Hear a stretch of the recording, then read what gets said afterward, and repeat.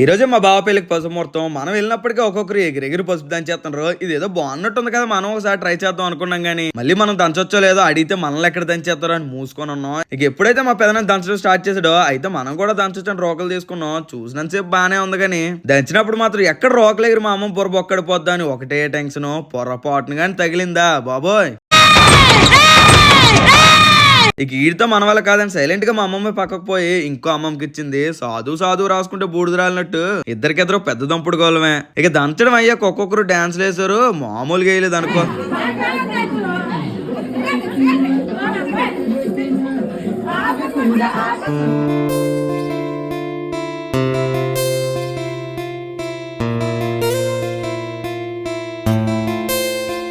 ఇప్పుడే ఇలా ఉంటే పెళ్ళికి ఇంకే రేంజ్ లో ఉంటుందో మీరే ఊహించుకోండి. మరి మా బావ పెళ్లి మీరు చూడాలంటే వెంటనే మన ఛానల్ సబ్స్క్రైబ్ చేసుకోండి. పెళ్లిలో రచ్చ మాత్రం మామూలుగా ఉండదు.